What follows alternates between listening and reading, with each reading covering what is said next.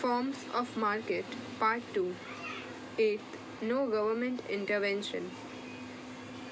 Laissez-faire policy is an important feature of perfect competition. It means there is absence of government intervention in economic activities. Price determination under perfect competition.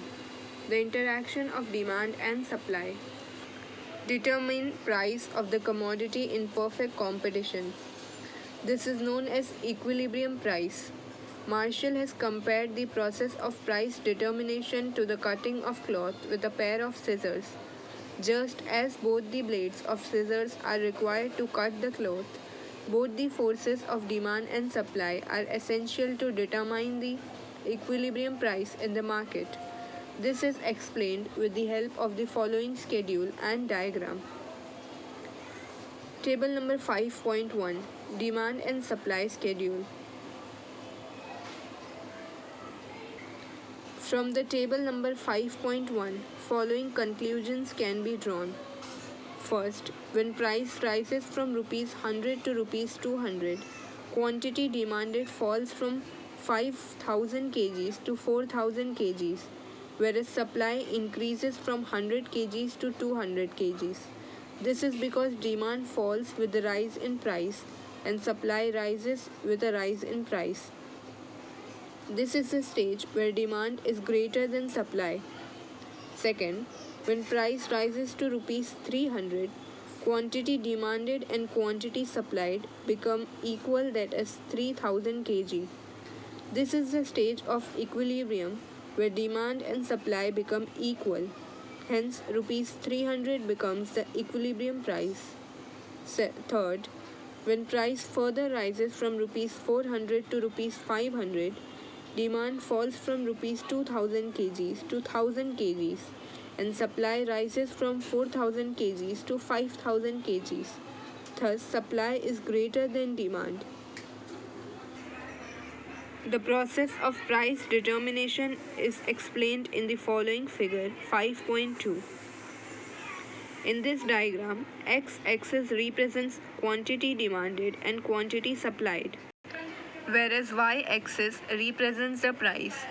DD is the downward sloping demand curve, which shows inverse relationship between price and quantity demanded.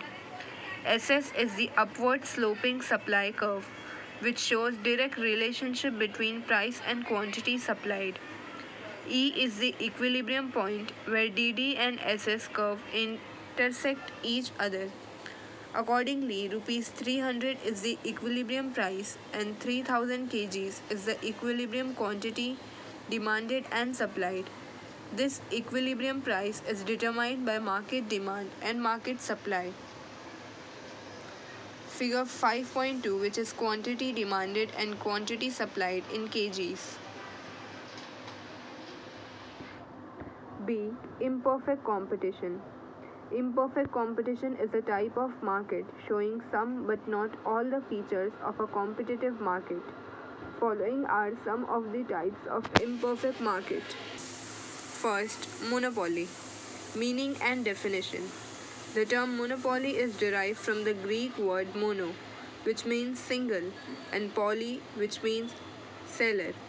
Monopoly is a market in which there is only one seller who controls the entire market supply for a product which has no close substitute.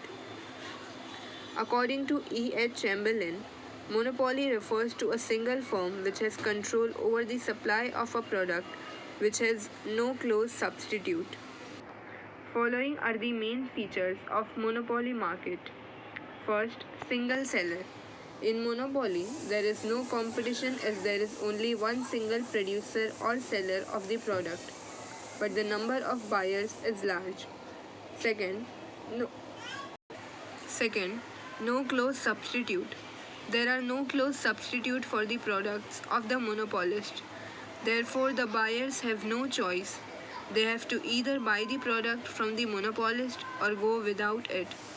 The cross elasticity of demand for his product is either zero or negative.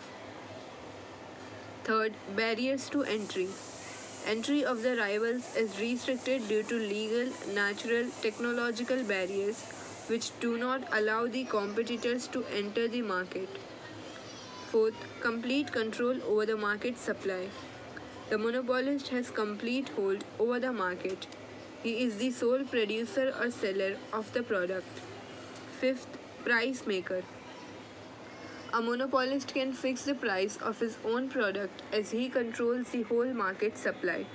Monopolist is a price maker. Sixth, price discrimination. Monopolist being a price maker, he can charge different prices to different consumers for the same product on the basis of time, place, etc. Thus, price discrimination is an important feature of monopoly market. For example, students and senior citizens are provided railway tickets at concessional rate. Seventh, no distinction between firm and industry. A monopolist is the sole seller and producer of the product. A monopoly firm itself is an industry. Types of monopoly. Following are some of the types of monopoly. First, private monopoly.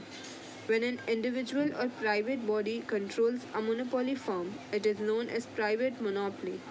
For example, Tata Group. Second, public monopoly. When the production is solely owned, controlled, and operated by the government, it is known as public monopoly. It is usually welfare oriented. For example, Indian Railways. Third, legal monopoly. This monopoly emerges on account of legal provisions like patents, trademarks, copyrights, etc. The law forbids the potential competitors to imitate the design or form of the product registered under given branded names. For example, Amul products.